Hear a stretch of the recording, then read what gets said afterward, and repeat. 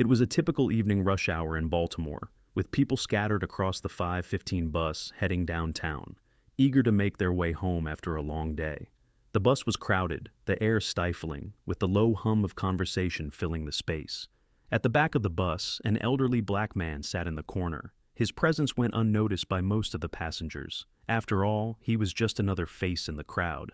He wore simple, well-worn clothes, a jacket that had seen better days, and neatly pressed slacks, a reflection of a life lived with dignity rather than flash. His hands were weathered, rough from years of labor, his knuckles slightly gnarled, resting on the cane that had been his companion for many years. At first glance, he might have seemed like any other elderly man on a bus, invisible to the bustling crowd. However, there was something about him that set him apart. His posture was perfect, his back straight, and despite his age, there was a quiet strength in his gaze. He looked out of the window, his thoughts far from the mundane chatter around him, though the faint crease on his brow suggested a life lived through struggles, a life that had faced storms much greater than this. Meanwhile, the bus continued its course, unaware of the conflict brewing in the back, waiting to unfold. 3 seats back, a group of teenagers boarded the bus, their laughter loud, their voices brash, and their steps filled with that carelessness that came with youth. They scanned the bus, looking for their next source of entertainment. Their eyes landed on the elderly man, and a sense of mischief flickered in one of their gazes. A lanky boy in a bright red hoodie nudged his friends and whispered something that made them all snicker. At first it was subtle, just a few murmurs and laughs, but as the minutes passed, their taunts grew louder. "Hey, old man!" the boy in the red hoodie called out suddenly, breaking the quiet of the bus. His voice cut through the murmur of the crowd, aiming to provoke. "You lose your walker or something? Bet you're waiting for someone to carry you home, huh?" His words rang out, laced with mockery and a sense of entitlement. He thought it would be an easy target, a quiet old man who would simply accept the humiliation. The man, however, did not react. He remained still, his eyes fixed on the world outside the window, his hands gripping the cane just slightly tighter. He gave no sign that he heard the boy's taunts. But the boy, emboldened by the silence, wasn't satisfied with just whispers. He stood up, swaying as the bus hit a bump, a small smirk forming on his face. "What's wrong, cat got your tongue, Grandpa?" he jeered, taking a few steps closer. The laughter from his friends grew louder as they waited for the old man to react, to show some sign of weakness. The elderly man's fingers tightened slightly around the cane, but his expression remained calm, his gaze unwavering. He didn't flinch. He didn't raise his voice. The boy in the red hoodie was growing impatient, pressing harder, but the elderly man didn't respond. Instead, he gave the boy a slow glance, just enough to meet his gaze, his eyes calm and steady, with no fear, only quiet strength. This moment, this silent exchange, had a profound impact on the atmosphere in the bus. The boy, despite his bravado, hesitated for a second. But then the pride of youth took over.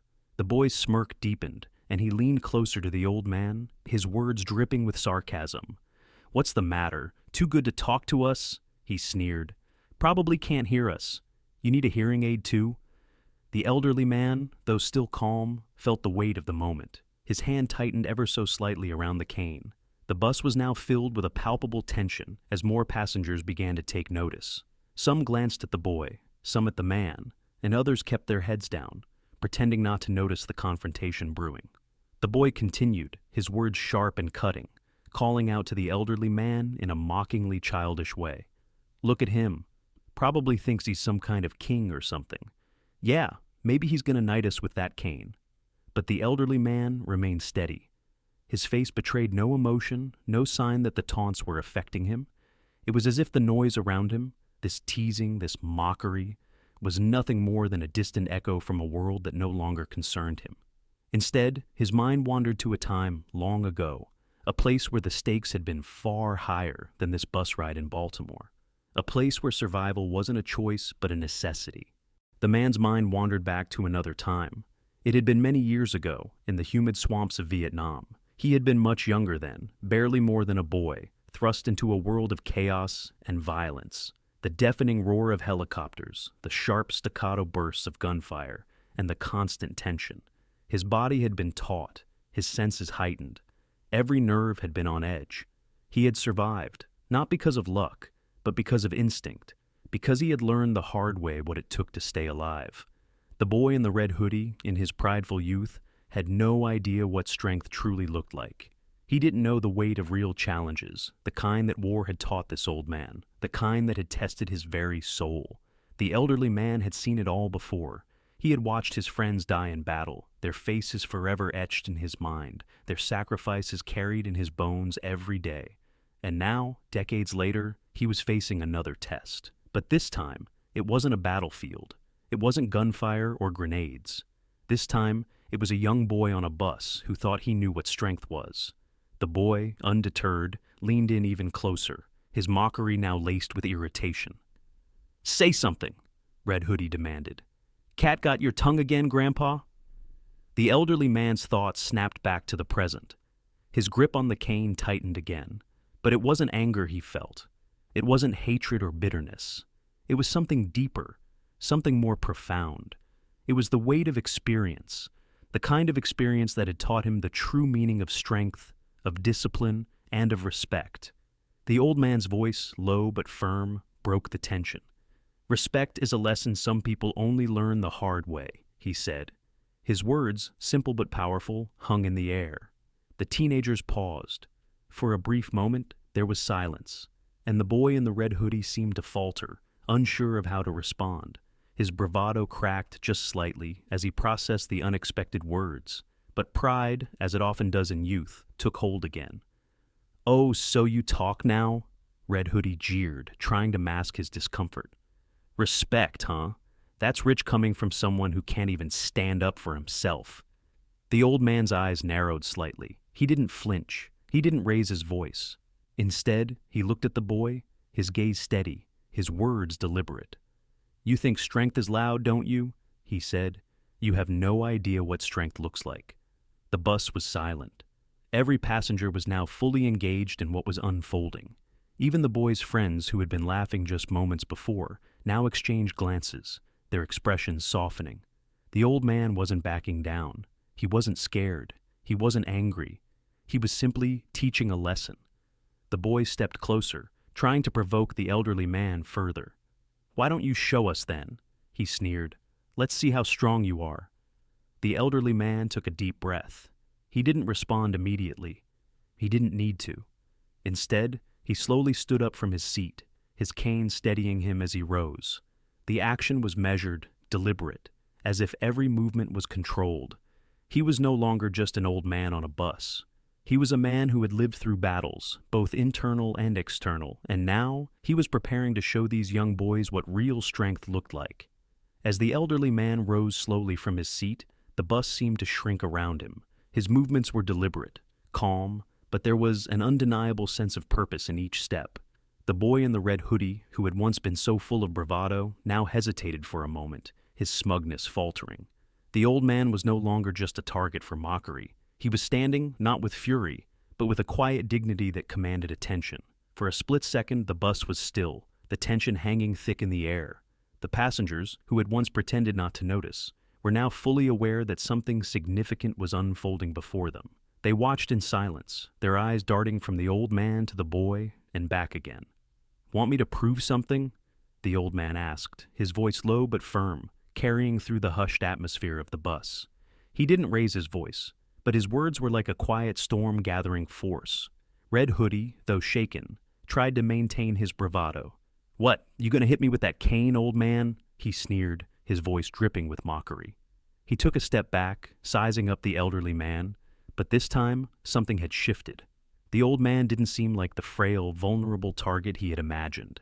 Instead, he stood tall, unyielding, his eyes locked on the boy, with an intensity that made even the bravest of youth second-guess their actions. The elderly man's hand brushed the top of his cane, but didn't raise it. Instead, his eyes remained steady, unwavering as he addressed the boy once more. "No," he said simply, "but I will teach you something your mouth clearly hasn't learned. Restraint." The words hit like a punch, though there was no physical contact. The bus, which had been vibrating with the tension of the altercation, now seemed to fall into an uneasy silence. The passengers were leaning forward, some straining to hear every word, others simply watching as if they too were waiting for something to unfold. Red Hoodie's pride was beginning to crack, but he wasn't ready to back down. He stepped closer to the old man, his voice dripping with defiance. "You think you're some kind of wise guy, huh?" he spat, trying to mask his growing unease. "I don't care about your old war stories. They don't mean anything to me."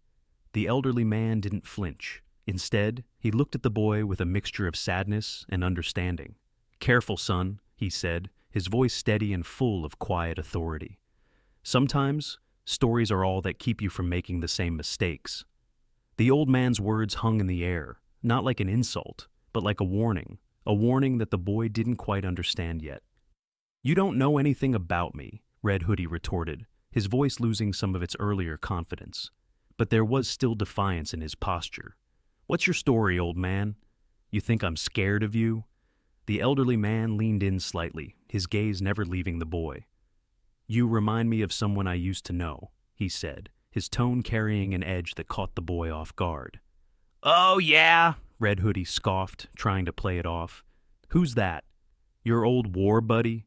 The boy tried to sound indifferent, but the unease in his voice was evident. The old man's gaze didn't waver. "No," he replied slowly, "a young soldier who thought he was untouchable."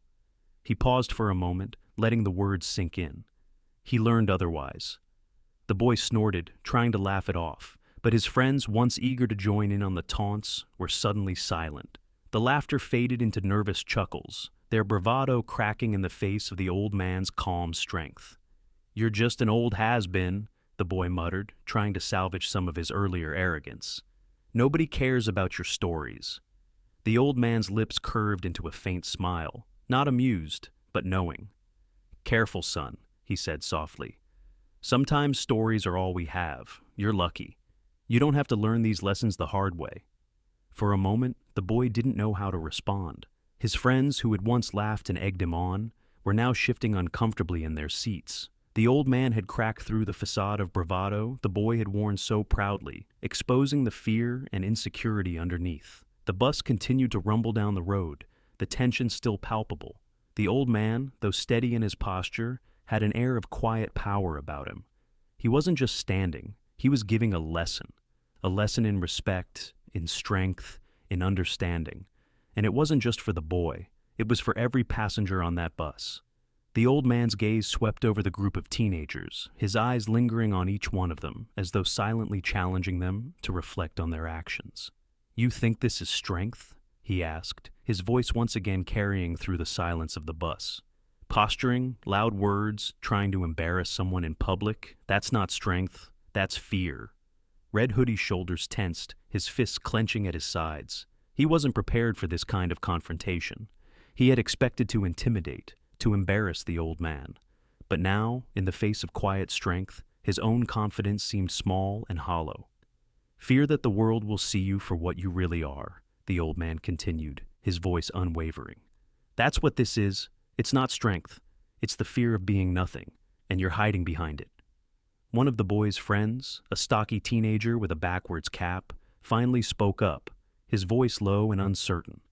"Come on, man, let's just sit down," he muttered, clearly uncomfortable with where the conversation was going.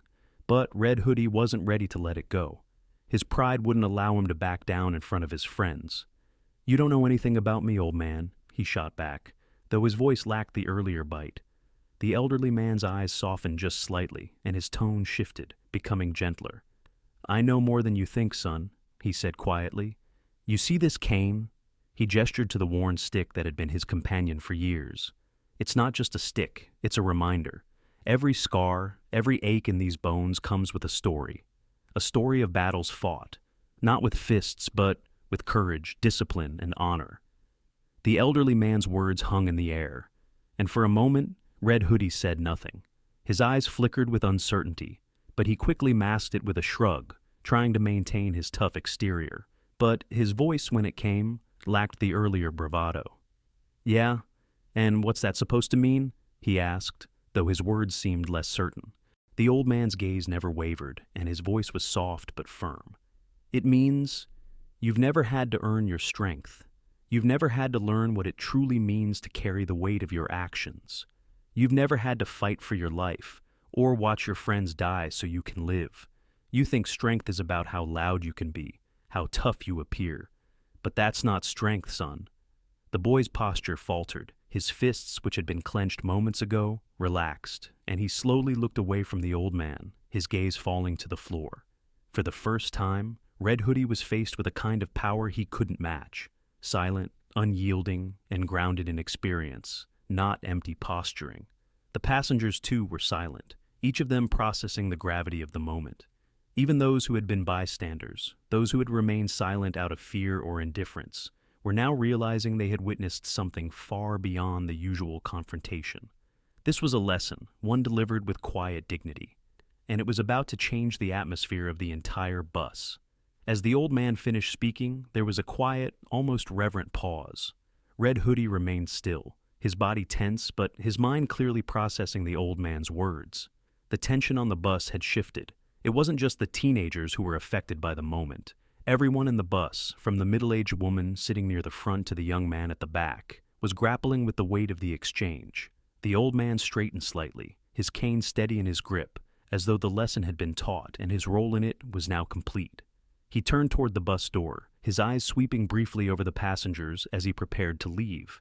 It wasn't just a moment of confrontation, it was a moment of reflection for everyone present.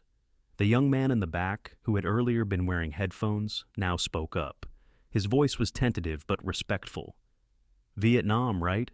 he asked, his words carrying a hint of curiosity. "My grandfather served there. He doesn't talk about it much, but when he does—" The young man's voice trailed off, and he looked down, unsure of how to continue. The elderly man turned slightly, his face unreadable. "Yes," he said simply. "I served there." The young man nodded slowly. "Thank you," he said quietly, "for what you did, for what you gave." The old man's lips curved into a faint smile, not one of joy, but one of recognition. "We all gave something," he said, his voice soft but steady. "Some of us more than others." The words resonated deeply with the young man, and it was clear that the impact of what he had just heard was settling in. The old man wasn't just a figure from a distant past. He was a living testament to sacrifice, to courage, and to the quiet strength that only comes from facing real adversity. Across the aisle, one of Red Hoodie's friends, the stocky boy with the backwards cap, cleared his throat awkwardly. His voice was barely above a whisper. "Sir, I'm sorry," he said. "We shouldn't have said those things. You didn't deserve that." The old man turned slightly toward him, his expression softening just a little. "Apology accepted," he said, his voice still calm, steady, but with an edge of understanding.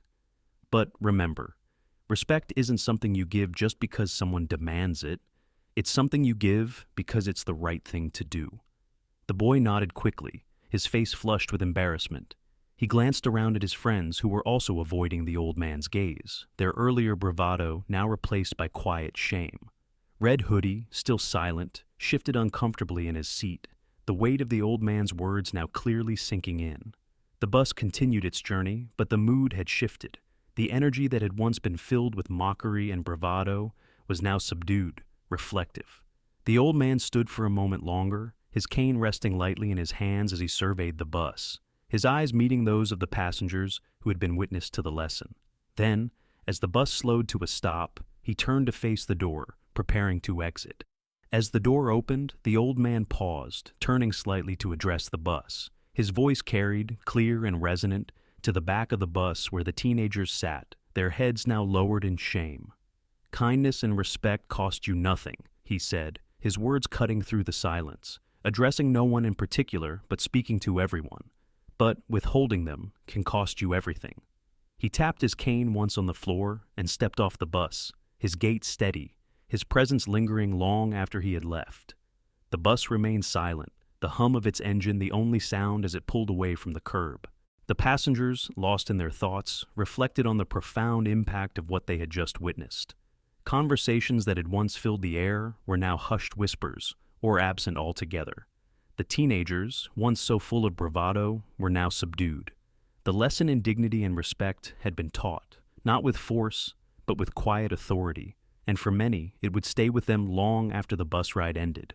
Red Hoodie and his friends, who had once swaggered onto the bus with the confidence of youth, now filed off at the next stop, walking in silence. The usual boisterous energy had been replaced by a quiet introspection. Red Hoodie paused at the corner, glancing back at the bus before shoving his hands in his pockets and walking away. For the passengers who remained, the silence spoke volumes. They had witnessed more than just a confrontation between an old man and a group of teenagers. They had witnessed a lesson in dignity, in strength, and in the kind of wisdom that comes only from facing life's toughest battles. The moment wasn't just for Red Hoodie and his friends. It was for everyone on that bus, a wake-up call to the importance of kindness, respect, and understanding. As the bus continued on its journey, the atmosphere remained heavy with contemplation. For many of the passengers, the old man's words would echo in their minds long after the ride ended. The lesson wasn't just about respecting elders.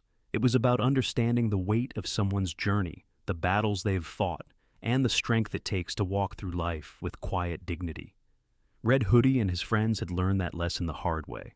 But for everyone else on the bus, the moment was a reminder of the power of words, of kindness, and of the responsibility we all have to treat others with respect. As the bus reached its final stop, the passengers slowly filed out, each carrying with them the moment they had just witnessed. For some, it would remain a fleeting memory. For others, it would serve as a catalyst for change, one small step toward a more compassionate world.